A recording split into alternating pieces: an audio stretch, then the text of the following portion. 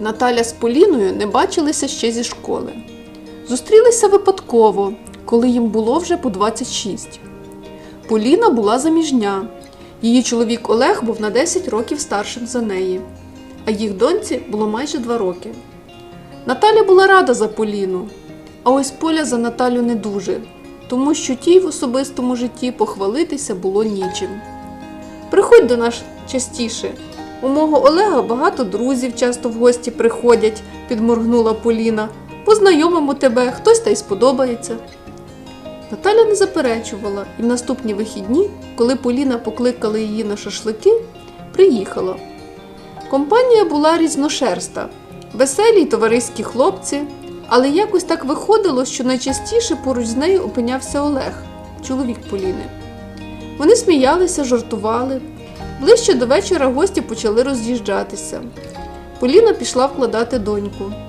Наталя теж вирішила їхати додому, але Олег сказав: «Та оближ, вихідний же, погода чудова, давай ще посидимо». Не знаю, чи зручно зніяковіла Наталя. Поліна ще подумає собі. «Нічого не подумає, спить вже, напевне, разом з дочкою», – махнув рукою Олег. Додому Наталі і правда не хотілося. Останнім часом вона взагалі рідко вибиралася кудись. До того ж, спілкуватися з Олегом їй подобалося. І вона вирішила залишитися. Вони сиділи на літній веранді, говорили так, про дрібниці. А потім Олег почав розповідати, як у них з Поліною все не клеїться. Що ось вона видимість ідеальної сім'ї. Насправді вони давно не люблять один одного, мовляв, їх об'єднує тільки дитина. «Навіщо ти говориш мені це?» – нахмурила Наталя брови, бо розмова переставала їй подобатися. «Тому що більше нікому», – знизав плечима Олег. «Комусь же ж треба, а з тобою легко». «Мені пора», – відрізала Наталя. Чужа сім'я – темний ліс, розбиратися в ній їй зовсім не хотілося, і вона поїхала. А навздогін отримала повідомлення від Олега: «Не ображайся, ти мені сподобалась, я думав, що це взаємно». Як же вона себе картала. Виходить, тим, що вона залишилася, вона дала привід так подумати.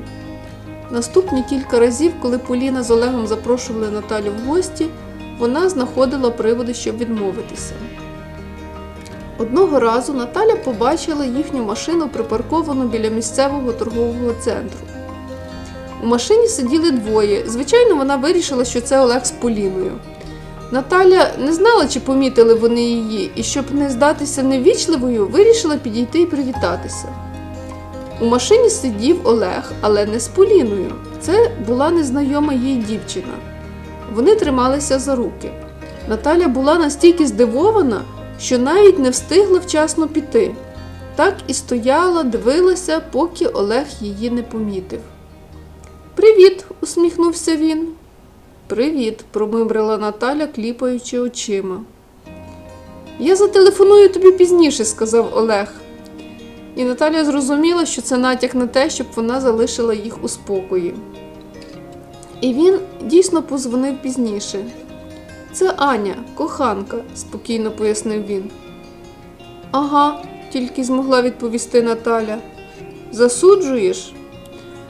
«Мене це не стосується». Наталі було прикро за Поліну, але вона переконувала себе, що це не її справа. «Ну я ж говорив тобі, що у нас давно не все гладко», – намагався виправдатися Олег. «Мене це не стосується», – повторила Наталя і скинула дзвінок. Їй було неприємно усвідомлювати, що Олег обманює дружину, а вона про це знає і мовчить. Виходило, що Наталя теж замішана в цьому обмані. Але і розповісти Поліні не наважувалася. «Не такі вони вже й близькі подруги», – сказала Наталя собі і вирішила просто не зустрічатися більше з ними. Їхня дружба зійшла на нівець сама собою. Приблизно через півроку Наталя дізналася, що Олега не стало. За кермом машини, в якій він їхав, була дівчина. Йшов дощ, водій зустрічки заснув. Олега немає. Дівчину звали Тетяна. Вона жива. Тетяна розповіла, що була коханкою Олега. Вони зустрічалися кілька місяців. У той вечір вони їхали за місто до Тетяни на дачу. Анна, Тетяна Може, хтось ще, судячи з того, як легко Олег спробував підкотити до Наталі. Їй було шкода Поліну. Втратити чоловіка, залишитися одній з маленькою дитиною. Було шкода й Олега. Але чи не гірше жити в постійній брехні? Навіщо зберігати цю видимість сім'ї? Чому люди так живуть? І живуть же? Я думаю, що і ви знаєте подібні історії.